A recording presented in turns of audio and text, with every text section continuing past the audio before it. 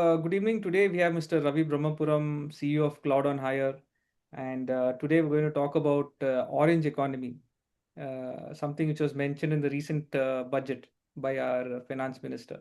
So I would like to dig deeper and understand more about orange economy from Ravi sir. So sir, so green orange economy, symbolizes creativity, culture, and intellectual property or innovation, right? So, how do you define an orange economy, sir? And why does it matter now more than ever? See, the ecosystem based on the creative industry, as you said, like art, design, media, entertainment, fashion, all this comes under orange economy. So it's all the creative industry. And for your question, why it's important? Currently, India is going through a huge transition. AI is taking lot of the jobs, and people are having difficulty getting into highly skilled jobs. And one area which, even though AI has entered, there are a lot more opportunities is orange economy. Because in art and design, even though AI can help, it we don't see it replacing immediately.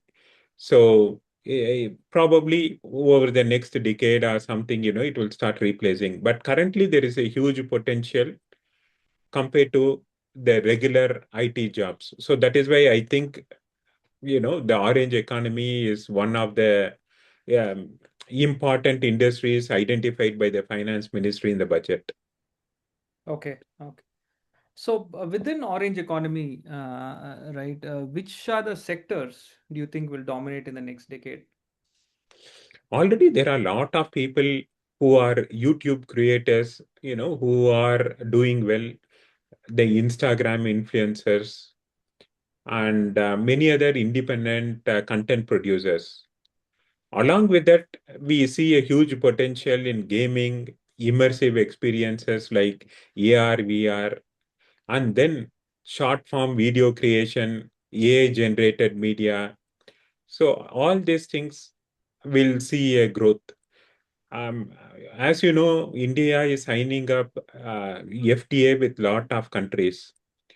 And if any company has to exploit this opportunity and need to enter a new market like Europe or America, the first thing that they will see is the creative advertisement or creative marketing collateral. So if many companies try to enter the new markets, there'll be a huge potential for all this orange economy. So that will be the stepping stone. That is the first thing the new customers normally see, the advertisements, the videos, and stuff like that. So overall, we see a breadth of opportunities in that gaming and immersive and short form video has a more potential. Right. But I have one question on that. We've seen technology, scale to a very large extent, right? Uh, of course, technology also could be part of orange economy, like edtech and software. Orange economy per se, like you mentioned, few things like gaming, right? But are they really scalable, like how technology is scaled? Currently, India has around $30 billion orange economy. And by 2047, the estimate will be is that it will touch $1 trillion. So there is a huge growth opportunity. And if you look at $30 billion of India, yeah, it is actually only 10% of China's orange economy. So China has got about, yeah, it's around 10 times what India's orange economy is. So there is a huge potential for India in this particular economy. Okay, so that made me ask another question, which is probably I would say a devil's advocate kind of a thing, right? That I'm playing here. See, now AI has come in, and a lot of things are done through AI. For example, content creation, short videos. Uh, a lot of marketing teams are using videos created by AI. So given the current situation, AI will only get better and better, in terms of quality and output and all that. So where does this fit in? Orange economy, when you said short videos and areas like that? See, AI can be an enabler for creators, and it can handle repetitive tasks like storyboarding, editing, but the high level ideation will require humans. So AI will amplify the output. So yeah, people can use the tools like Midjourney to create Hollywood level visuals. But then, for coming up with a storyline that will be liked by the customers, it will still require a human intervention. Okay, okay. So you're saying AI will still play a part. Yeah, AI will enable, and lot of repetitive tasks will be Hmm. taken over by AI. Hmm. For example, if you are thinking about the olden days Tom and Jerry serial, right? Hmm. Probably if you come up with a Tom and Jerry character and a storyline, probably you can keep on creating a new episodes. But then coming up with the concept of this Tom and Jerry, it will need a human who will understand the current sentiment, current, what type of comics are liked by the people, animation are liked by the people, and then coming up with the characters. All this will require, human intervention. So basically, you're saying individuals and companies who would go hand in hand with AI would succeed. Yes, that's true. Yeah, There is everybody nothing has in to like now isolation. upskill. Yeah, So there's nothing in isolation here as such, right? yeah, Right true. together. Yeah. So they have to use AI to probably, if they are doing at something at 1x, they should probably do it at 2x or 3x using AI Yep. in Correct. terms of Yeah, AI quality, will. in Yeah, terms of output, right? correct. Okay. And of course, another very, very important point is how can people monetize this? See, previously the cost of developing an animation was very expensive. Start from the beginning. During the days of Tom and Jerry, every screen had to be drawn by hand.